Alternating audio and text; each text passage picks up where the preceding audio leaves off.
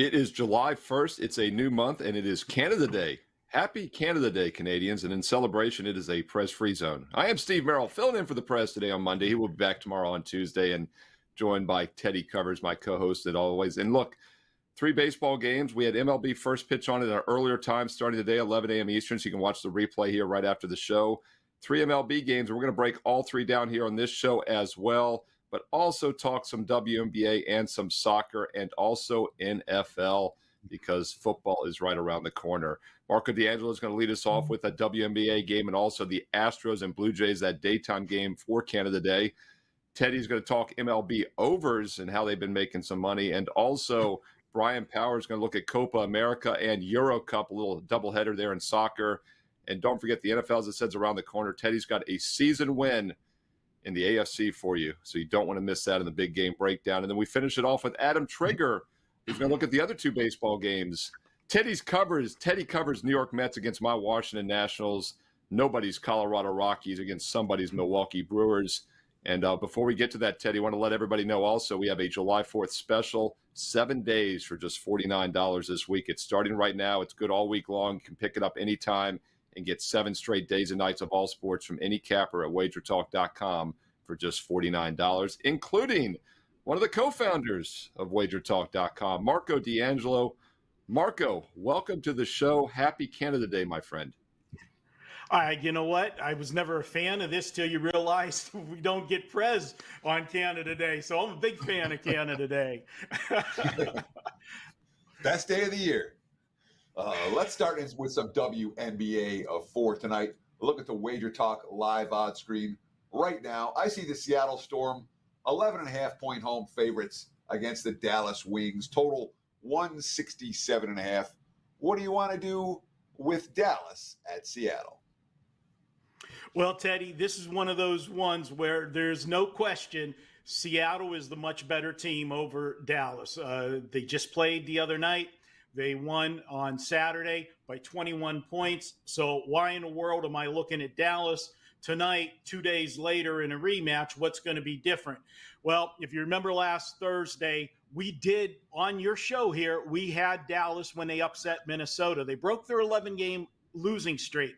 And I've told you, this year I've had a lot of success in the WNBA, and it's been finding spots on the schedule where situations where it could be a flat spot for one team or a big effort for another. And this is one of those games, Teddy, that I'm looking at it. I'm not a fan of what the WNBA has done. We've seen the NBA do it. We never saw it until COVID, where they would play 2 games in the same city back-to-back. You never see that other than when you're in the playoffs, but we've seen it the last few years. And the WNBA is doing it simply because of travel and cuts down on expenses, of course, as well. So we get Dallas playing a second game here.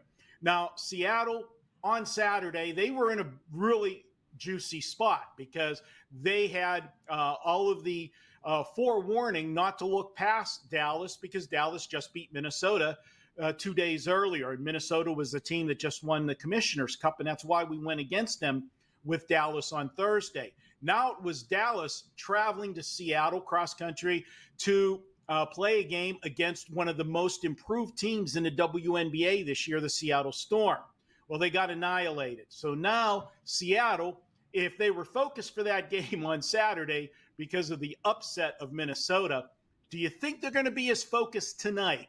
They absolutely steamrolled them. And what do they got coming up on deck? Well, when you're looking for a spot, you want to see who they just played and who they got coming up. They've got back-to-back games coming up in Chicago against the the Sky with Angel Reese and company. Back-to-back in Chicago. If that wasn't enough, followed by a trip here to Vegas to play the back-to-back defending champs. This is a spot where I think that Dallas can hang around in this game, getting the big number. And the odds makers telling me something too.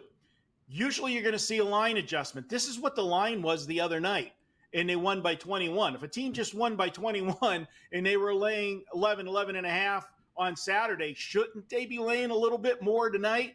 I think we're seeing enough sharp money on the Dallas side agreeing with me, and I'm going to ride it. I'm taking Dallas plus the points, And Teddy, I'm only playing the spot, my friend. So you watch as much NBA as anyone that I know. You know, you legitimately like the sport. You watch the sport. You watch the sport even when you're not going to your Aces games where you have season tickets. Here's my question. Dallas, just looking at their numbers, their defense is god-awful. You know, we saw Seattle get whatever they wanted last time out, including 30 free throw attempts, in which Dallas made 28 of them. A good free throw shooting team. Which Seattle made 28 of them, I should say.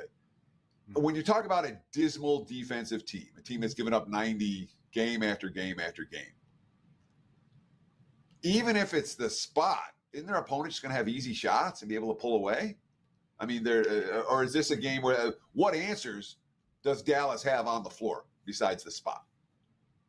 Well, again, it's like the carbon copy whenever, you interrogated me on Thursday. It's the same thing. If they play these two teams 10 times, Seattle's probably going to win 8 of the 10 games, okay, and cover most of them.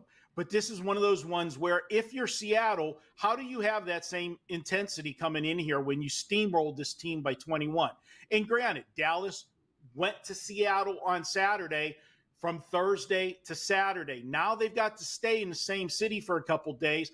I think they're the ones that go to the drawing board, get the chalkboard going, change some X's and O's and make adjustments. If you're Seattle, what adjustments do you make? Everything worked on Saturday. You just go out there and do it again. Again, this is one of those ones where you just have to kind of hold your nose when you go to the window or put on some dark sunglasses so nobody recognizes you're betting a shitty team, catching points, but I'm playing the spot, and I can't justify it any other way than that, my friend. But we know the point spread is the equalizer, and that's why it is. But I would throw it back to you, Teddy. Why do you think we don't see an uptick in this line as easily as Seattle did everything on Saturday? Because the power rating numbers for the two teams didn't change all that much off of one game. Okay. I mean, it's, you know how these lines are created: power rating team A, power rating team B, home court advantage, and computer spit out a number, and they'll adjust it. And here's a situation where, off of the one game, the markets didn't make big adjustments for either team. So I'm not surprised the number is right near where it was for the previous matchup. Steve? Yeah, Mark, I was going to say, actually, you can make an argument that the line in hindsight should have been 13 or 14 or 23 or whatever the final margin was in the game on Saturday, right? So if it was really maybe supposed to be 13 or 14, they have bumped it down because the situation probably does favor Dallas now. This is an angle we see in the NBA occasionally now when they do back-to-backs. And you and I think alike. You and I are kind of contrarian situational handicappers at heart. And we always look to zig and zag on those back-to-back home series, over-under versus under-over, and same thing here. So I would agree with you. This is one of those situations where the ugly dog might have some value just based on the setup. I want to ask you real quick before we get to the baseball game, though. You follow your Las Vegas Aces. My Las Vegas Aces, still one of the better sporting events I went to a couple years ago. Went to that playoff game. Sue Bird's final game, by the way, saw them play Seattle a couple summers ago. Aces, one of the bigger money burners right now. They're just 6-10 against the spread, and that's mainly because they're off to a mediocre 10-6 straight up start. They're only third in the Western Conference. You do a weekly radio hit, I believe, still for the WNBA. I'm a season ticket holder. What's your take on the Aces? Are they regressing this year? Has something changed? Well, it's real simple. And to quote Aaron Rodgers, like he said, relax. And the whole thing has been Chelsea Gray had been out of the lineup. She returned 3 games ago, and ironically, they're 3-0 since she's back in the lineup. She is the point guard. She is the true quarterback of this team. She makes every other player on the team better with the way she dishes the ball. And what had happened is you had Kelsey Plum and Jackie Young splitting time at point guard. Neither one of them is a true point guard, and it was hurting their offensive game. Now they're back. Everybody's intact. And Chelsea Gray, the other part with her, Saturday, she had her best game of the season, scored 20 points. She got her legs back. It was a couple games trying to get that shot to go. They will be just fine. And don't be surprised if you see an 8, 9, or 10-game winning streak rolled off by the back-to-back champs. I like your little bonus WNBA there from Marco D'Angelo saying the Aces might be a play-on team. And by the way, when I went to those games 2 years ago, my daughter's favorite player instantly after the first game was Chelsea Gray, very underrated guard who would be the best player on a lot of other teams. is kind of third fiddle there behind Asia Wilson and Kelsey Plum. And don't forget, Plum had the all-time scoring record until Caitlin Clark beat it recently for college basketball. So that is a stacked team indeed. Marco, we saw that special there. Get the rest of WNBA for free with you. We'll talk more about that in a moment. But let's look at a daytime baseball game. It is Canada Day, and that is why the Blue Jays are playing this afternoon on MLB Network. Houston at Toronto. What are you doing with this one? North of the border. Yeah, I'm going to go against the Canadian team on Canada Day. I don't know if that's a good thing, but I'm only going to go first 5 innings. So if they want to rally late, I'm fine with that. I got no problems. Looking at this one, and I just think this is an absolute pitching mismatch, and the two teams are just, not playing on the same level. You talk about the Astros. All season long, we were asking what's wrong with the Astros, and, I blamed a lot of it on Dusty Baker not being there anymore, but however you want to look at it, whoever you want to blame, right now the Astros are playing their best baseball of the season. They've won 9 of their last 10 games, and they are absolutely pounding the baseball. 69 runs in the last 10 games.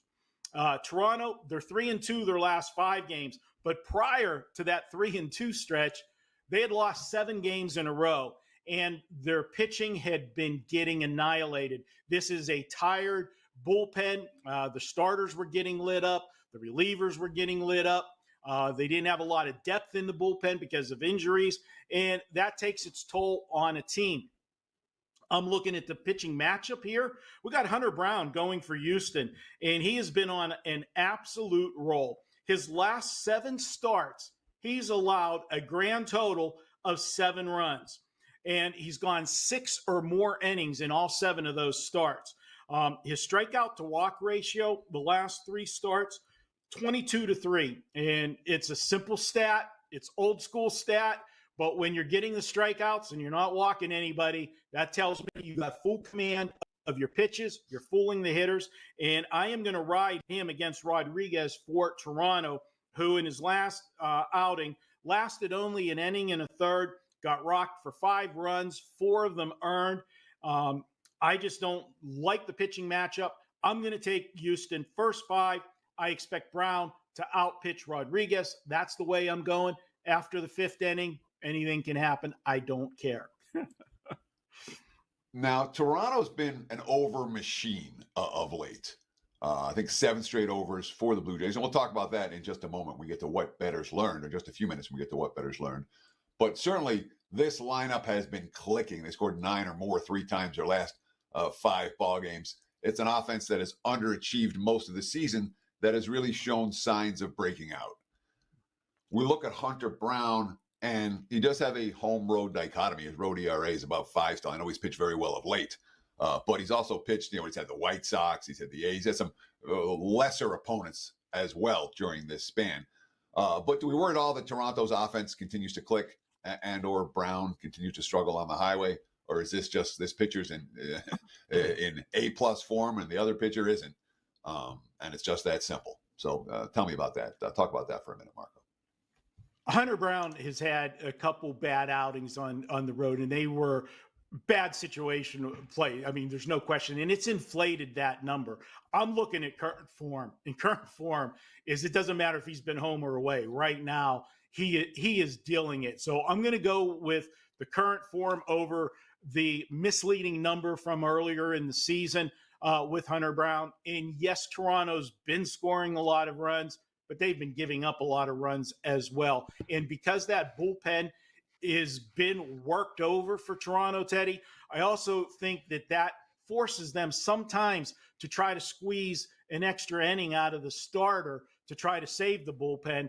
And, I don't, that's a benefit to me if you're trying to squeeze an extra inning out of Rodriguez, given the Houston lineup, the way they're playing right now and the way they're scoring, another at bat against him. So first 5, to me, Brown is way head and shoulders above Rodriguez, and I'll take that mismatch.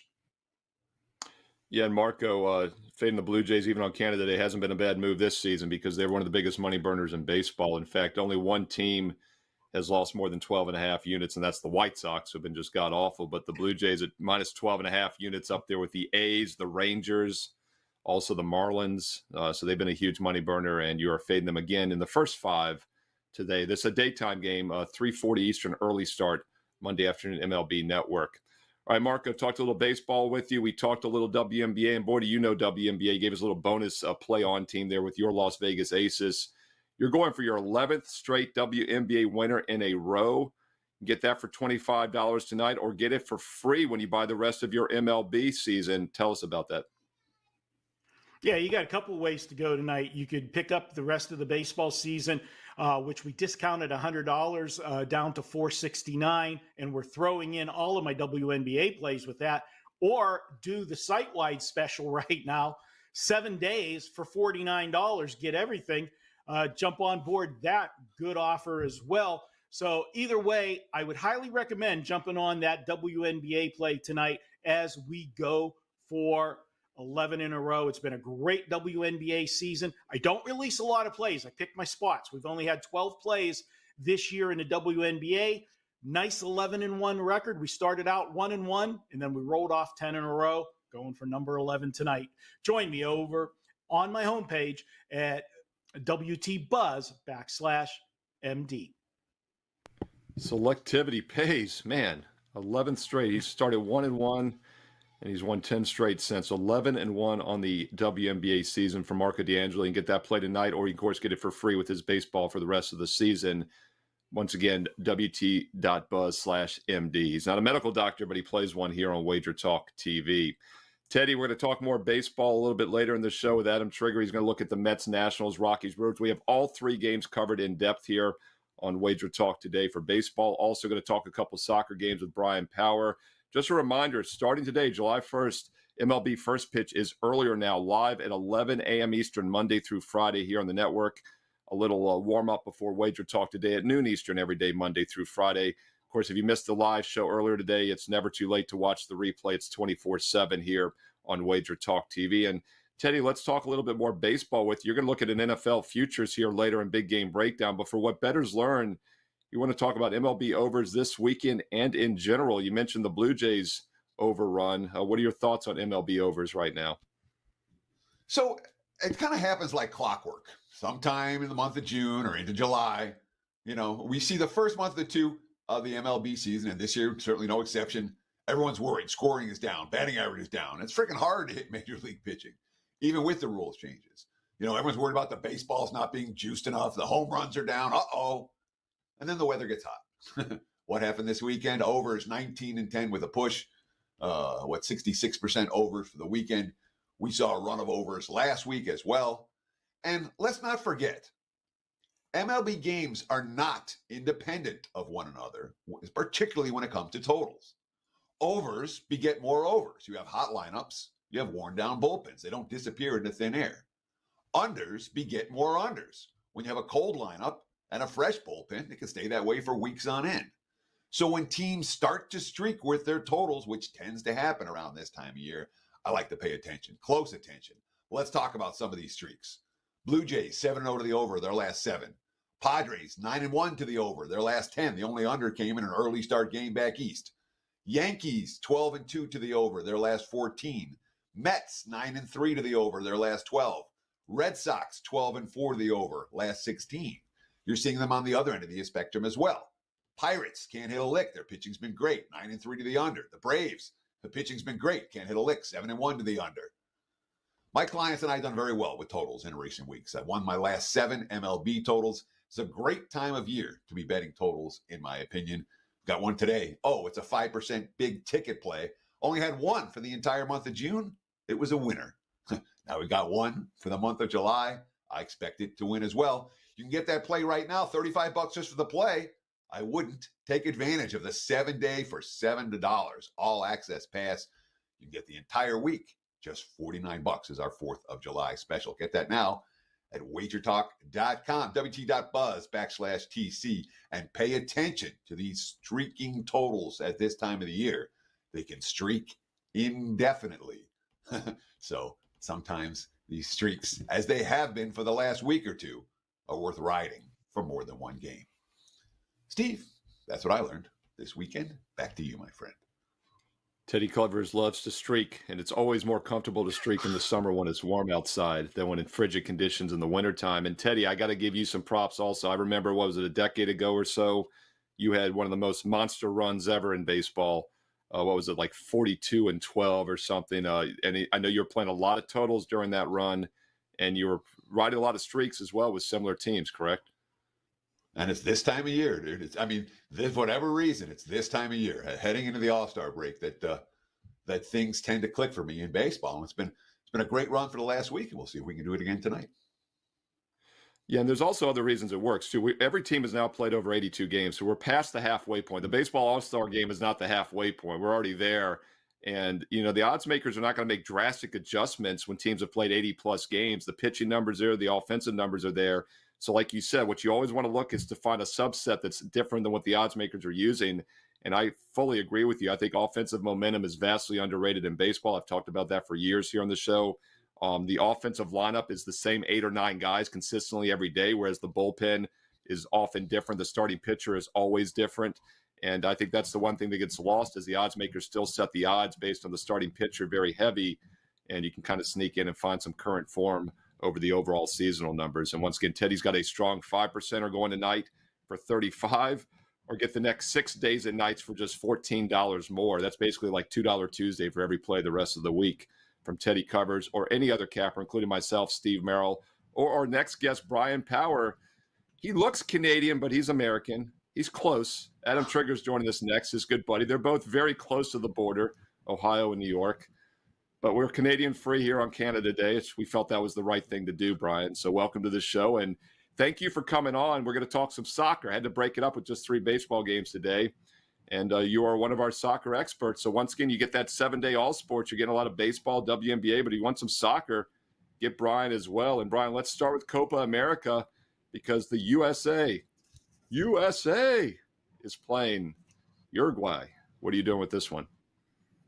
Yeah, Steve. So it's been a great run in soccer. We'll talk about that in a little bit here. But, this is the final match of the group stage. So the various permutations and scenarios for advancing to the knockout round, obviously central to handicap. Let's go through those here. The U.S. clearly up against it after the 2-1 loss to Panama. They're still technically second right now in Group C because of goal differential. But they're going to need to at least match Panama's result against Bolivia tonight. That match takes place at the same time as the U.S. and Uruguay. The U.S. and Panama, even right now, level 3 points apiece. So whoever has the better result tonight is advancing to the knockout stage. For those who may be unaware, top 2 in every group go to the knockout stage. And given how horrific Bolivia has been so far in this tournament, Panama is likely to beat them. So the U.S. is probably going to need to beat Uruguay in order to advance and hope Panama doesn't overturn the current goal differential deficit. And the problem for the U.S., guys, beating Uruguay is not an easy thing to do. I think this is the second best team in the entire Copa America, quite frankly, behind Argentina, obviously the rightful favorite. Uruguay scored the most goals of any team through two matches. They've scored 8 goals. They beat Panama 3-1. They beat Bolivia 5-0. Now, I know neither of you handicap soccer, but you're both very smart individuals, and you understand how certain situations affect lines. And when I look at this, Steve and Teddy, in my opinion, there is a clear must-win tax on the U.S. because odds makers know that everyone knows the U.S. probably has to win here. And the idea they'd be slight favorites over Uruguay in the 3-way line is just crazy to me. I don't think anyone thinks the U.S. is the better side here. If this were the first or second group match, Uruguay would be favored on the 3-way line. And as we know, you guys know, no matter the sport, must win does not equal will win. And I think because the U.S. is in the must-win situation, it sets up a good situation where we can fade them. I'm taking Uruguay, draw no bet, as I've talked about on the show in the past. That's different from the 3-way line because in case of a draw, our bet pushes rather than loses. A little insurance there. I know Uruguay's without the manager. He was suspended because they came out a little late after halftime. Weird rule in the Copa America, but it is what it is. I don't think it matters, though, because we've got the better players. I still expect Uruguay to be aggressive. That's how they play.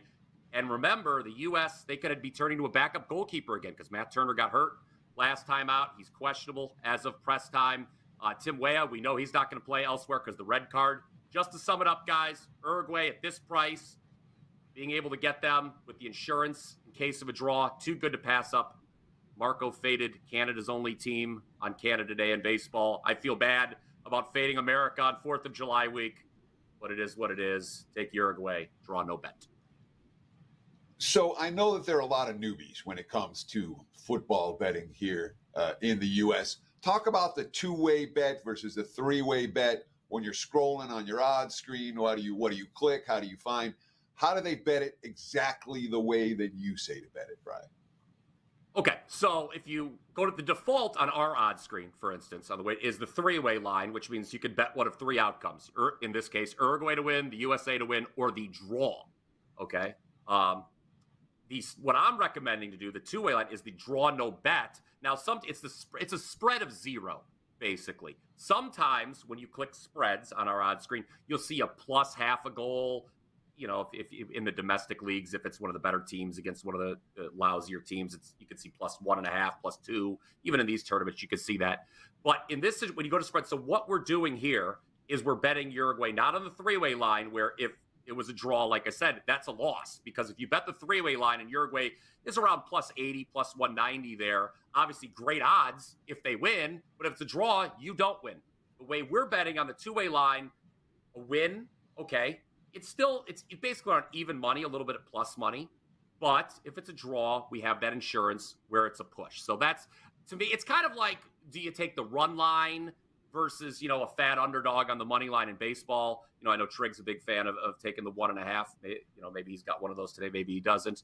Not apples to apples, but it's similar. And we just have a little bit of insurance in case of a draw because Uruguay, all they need is a draw tonight, Teddy. So it's good insurance. I think they're going to win anyway. So good bet, I think.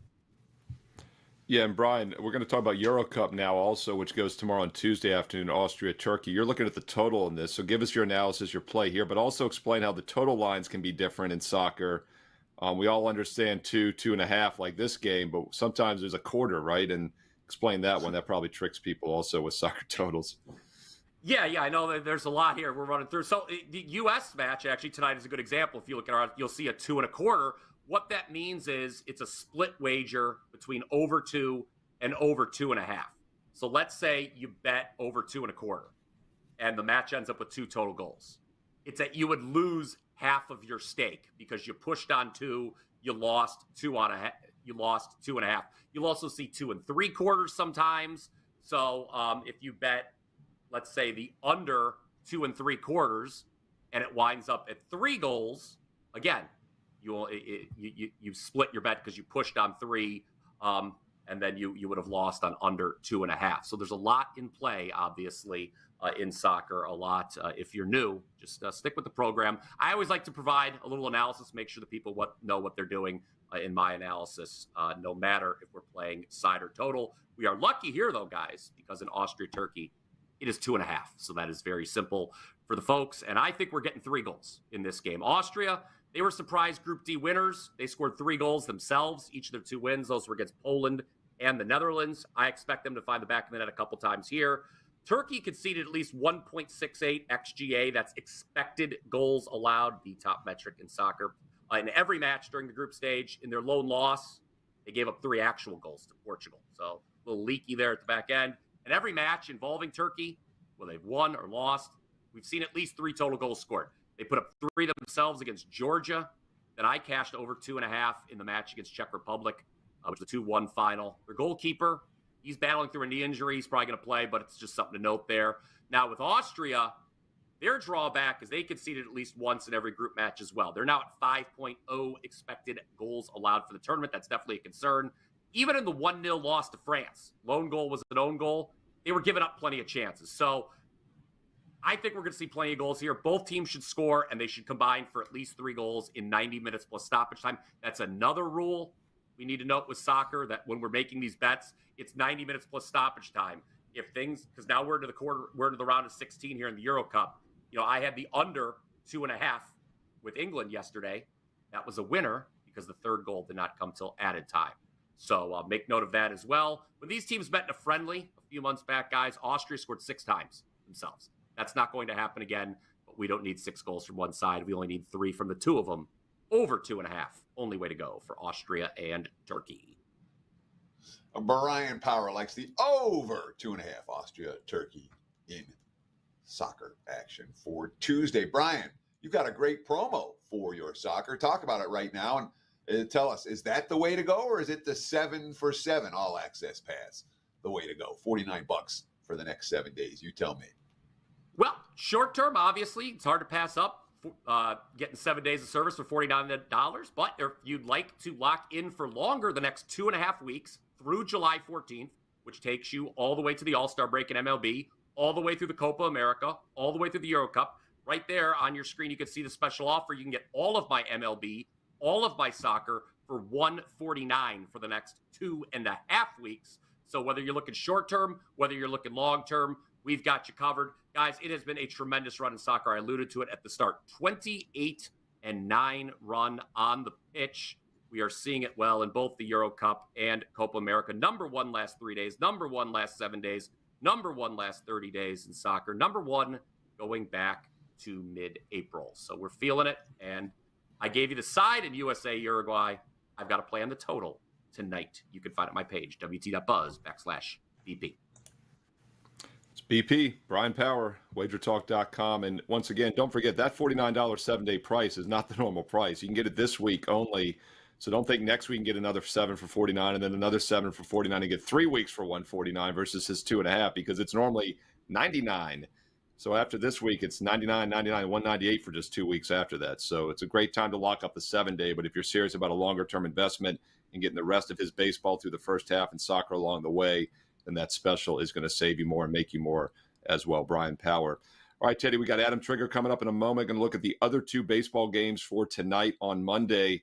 But let's talk some NFL first. I know you're deep diving into the NFL futures, NFL season win totals. You'll have your report up in the near future, no pun intended. What is something that's caught your eye so far while you're doing your homework? Something in the AFC, perhaps? Well, I want to talk about the Indianapolis Colts today. But first, I do want to promo that season win report. 23 years I've been doing it. The results speak for themselves. 100 winners, 50 losers, 3 pushes, 67% over a 23-year span. The big tickets, 16-4 with the 5% plays, 80% over a 23-year span. It's been a consistently profitable report, and it comes out tomorrow, Tuesday, noon Pacific, 3 p.m. Eastern time. Get it? WT.buzz/TC. And unfortunately, this report does not come included in the 7-day all access pass. But again, that's 7 days for $7 a day. All access pass, $49 for the week, will include my 5% big ticket play and MLB for tonight. So there's something to be said for that package as well. Let's talk about the Indianapolis Colts. 9-8 last year, 4-13 the year before, a 9-win team the year before that. So which one's the aberration? The 4-win team from 2022 or the 9-win team from last year? We think about the Colts as a very successful organization, and yet no AFC South titles since 2014 when Andrew Luck was their quarterback. The offseason, the organization's fairly stable. You know, Shane Steichen back for his 2nd year. Most of his coaching staff returned. The GM, Chris Ballard, in his 8th season. This is not an unstable coaching situation / front office situation. And the offseason for Indy was much more about re-signing their own than making big moves for free agents. They re-signed 7 key players, didn't bring in all that much. But of course, this is a team that won 9 games last year, despite having a starting quarterback that only played 4 of them. All right, and Anthony Richardson. Richardson had off-season shoulder surgery. He is supposed to be at 100%. How good is he going to be? He flashed brilliance last year, and he also looked like a rookie, and he didn't get many rookie reps in, considering. So does he play like a rookie? Does he play like a stud? There are questions about Richardson. There's potential for him, but he's certainly not a done deal. Joe Flacco was signed to be his backup, 39 years old. Flacco had a miracle run last year, then he threw 2 pick sixes in the playoff game. The one thing I'll give him credit for, Flacco's not afraid to throw downfield. And when you have Jonathan Taylor running the football and you have a loaded receiving core, Michael Pittman, Josh Downs, the number 2 pick, Adonai Mitchell, Jelani Woods, who was hurt all last year at tight end, the offensive line, the starting 5 returns. This offense has real potential. All right. Indy could score points in bunches. Now, defensively, there are some questions. All right. They did re-sign DeForest Buckner. The number one pick, Laitulea from UCLA, an edge rusher who should provide some immediate impact. The secondary was awful last year. I'm not sure how much is going to be better. Depth is a concern just about everywhere on this team. They are not loaded with quality depth.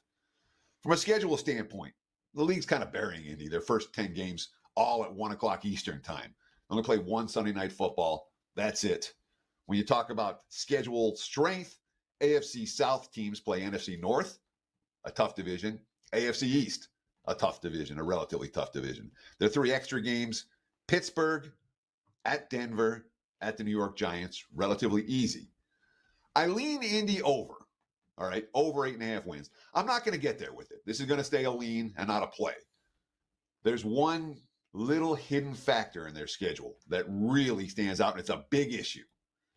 They have 4 different games where they have 2 or more fewer days of rest than their opponent. Twice, teams have a full extra week to face them. And when you have 4 different games where your opponent has a rest edge, it turns those 50-50s into 33-66s in a lot of. And from a schedule standpoint, look, they could/should be dogs 8 or 9 of their first 11 games before the bye. It eases up down the stretch. They have Chicago at home, Pittsburgh at home, and Minnesota at Mini. It's 3 games where they could be chalk in. But the bottom line is we think Indy's pretty good. We ain't getting to the window betting Indy over. Just one of 32 teams we're breaking down right now for the Win Report at WagerTalk.com. There's your big game breakdown. Mr. Merrill, back to you, my friend. Yeah, and if you think Teddy's not doing his homework, he's doing his homework. That's a fantastic stat. I love that. 4 games against teams that have a 2+ rest edge. Very interesting stuff, and that's one of the reasons Teddy's gone 150 with a few pushes, 67% over 23 years. And look, if you're tying your bankroll up for 5, 6, 7 months, you need to have a substantial edge, more than just 55, 56%. You're tying it up for 3 hours tonight, I'll take a 54% edge, and roll it back over. But Teddy has that edge. He does quite a good job, to say the least. And I didn't realize it was coming out tomorrow, Teddy. So 3 o'clock Eastern, noon Pacific. You can purchase that at WagerTalk.com. Teddy covers. And Teddy, you buried the lead on the Colts handicap. 13 of the 17 starts last year. Gardner Minshew. Who wears short shorts? Minshew wears them, Teddy. And you can see it in Las Vegas this year as he is now on your Las Vegas Raiders. They went 7-6, by the way, threw for over 3,300 yards. But he is now with the Raiders. So that's a quarterback that is out of the rotation after Richardson was injured. Lean towards the over for the Colts, but not an official play. And Teddy, you'll be breaking down a ton of these other leans as well, I have a feeling, here over the next several weeks on Wager Talk Today.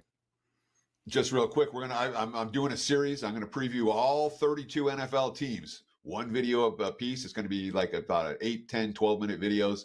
And we'll be starting to record those next week. So we'll have a whole bunch of those coming out for you guys that'll be ready right around the All-Star break. Awesome. And you're doing the homework. You might as well make it count, right? So once again, previews for all 32 NFL teams here on Wager Talk TV. Yet another reason to hit subscribe and click the bell as well.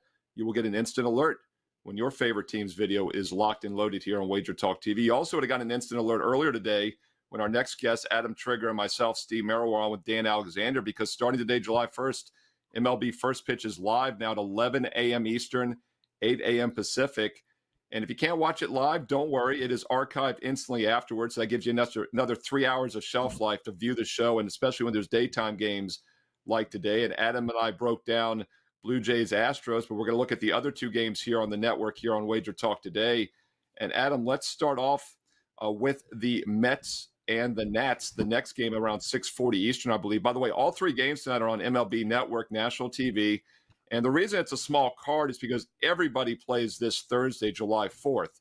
There are 15 games, all 30 teams are playing. So this is basically like a Thursday card. We have the 3 teams that have a 4-game series playing ahead of everybody else that has a 3-game series. Canada Day, July 4th, Freaky Friday. It's all mismatched. But anyway, we've got James Wood debuting most likely tonight for the Nationals. 21-year-old prospect they picked up in the San Diego trade, Adam.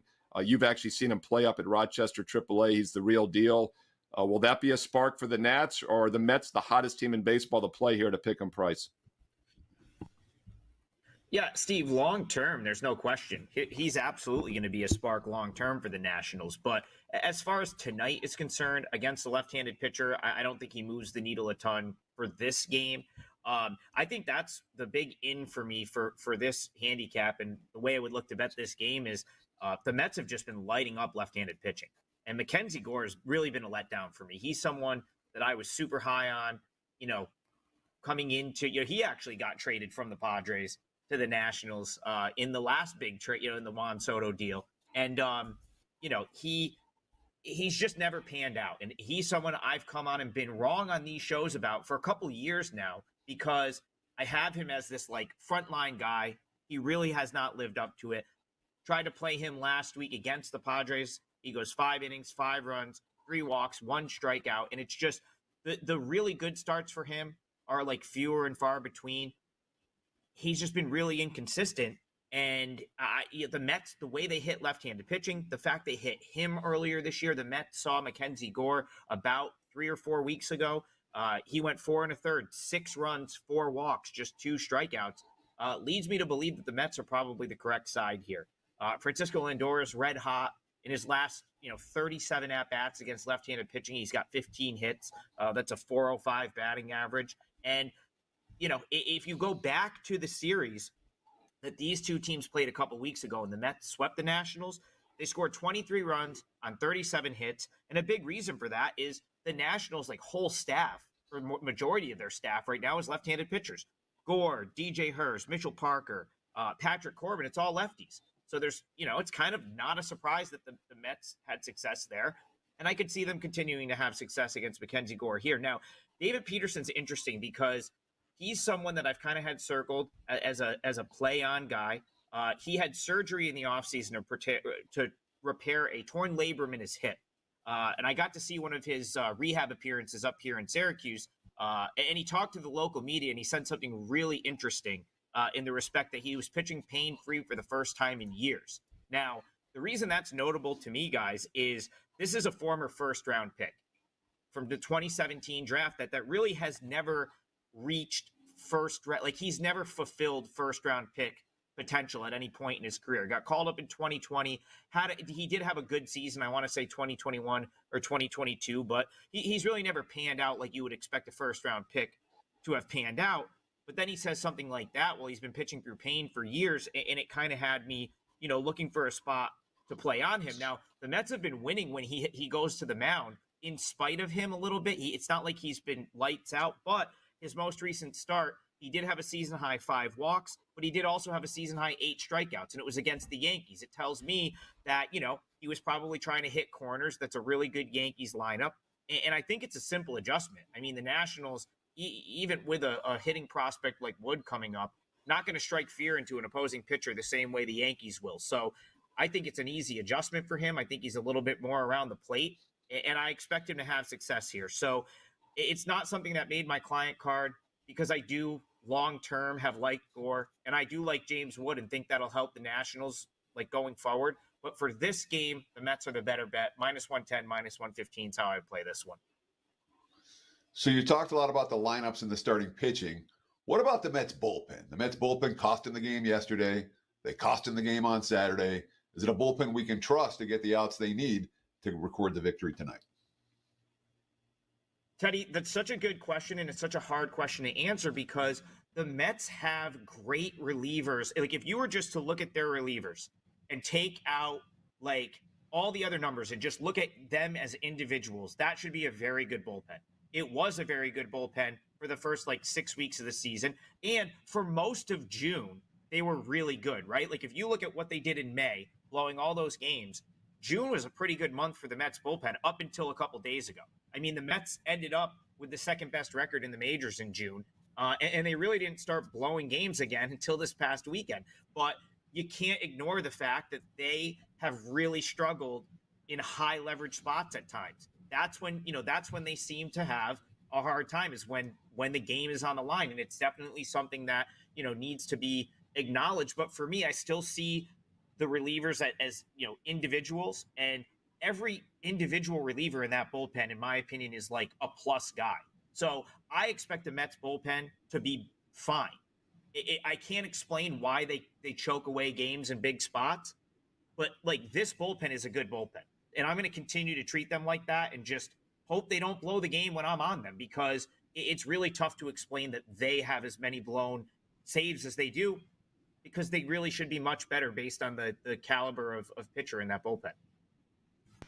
It's Adam Trigger talking MLB, and of course, Adam and I and Dan Alexander broke down all three of these games in a full 30-minute show. MLB first pitch earlier today at the new time, 11 a.m. Eastern, 8. You can watch the replay here anytime, 24. Make sure you click in the bell for instant alerts when shows go live, but you can always check back for them here archived on WagerTalk TV. And it is ironic that Gore's going tonight, Adam, because you're right. He was part of that 6-for-2 trade with the Padres in August of 2022. C.J. Abrams, the I'd say maybe star shortstop now for the Nats, was also part of that trade. And James Wood, the 21-year-old, making his debut tonight at Nats Park against the Mets. All right, one other game tonight, the third game on MLB Network at 8:40 Eastern, Milwaukee Brewers at the Colorado Rockies. And you said earlier on MLB First Pitch, you think the Rockies are probably the worst team in baseball, but, maybe this is a spot which isn't great for Milwaukee. How are you handicapping this one? Yeah, Steve, I mean, the Rockies are historically bad, or at least have the potential to have a historically bad season this year. But I do think getting a little bit lost in translation there is the fact that they still have pretty drastic home road splits. So if you go back to like most seasons prior, I bet you could pull up any Wager Talk show where there was a Rockies game and handicappers talking about the Rockies, and they're referencing the home road Rockies splits. Like it's pretty much been the thing for years, and it's still a thing, even though the Rockies are bad. That 16-24 at home sounds like it's not very good, but put it up against their 12-31 road record, and the numbers across the board are still better for the Rockies at home. It makes me think that there's still some value in backing the Rockies at home, especially against the +1.5 run line, because at Coors Field with a higher total, you tend to get a little bit of a discount on the juice on that +1.5, and that's what we have here. -110, -115 earlier.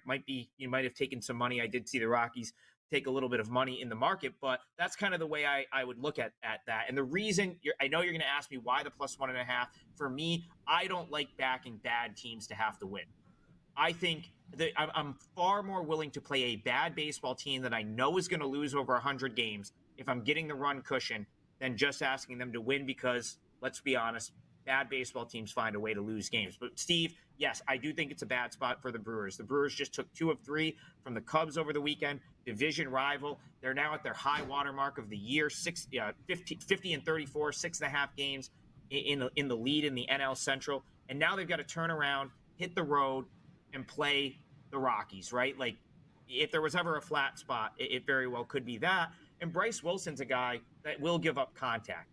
And as you both know, contact in Coors Field, just about anything can happen. And I find it interesting that Bryce Wilson's still being used as a starter because he's had such success in the bulk innings role. Here's the splits for him as a starter as opposed to being the bulk guy. In 9 starts, he's got a 4.75 ERA.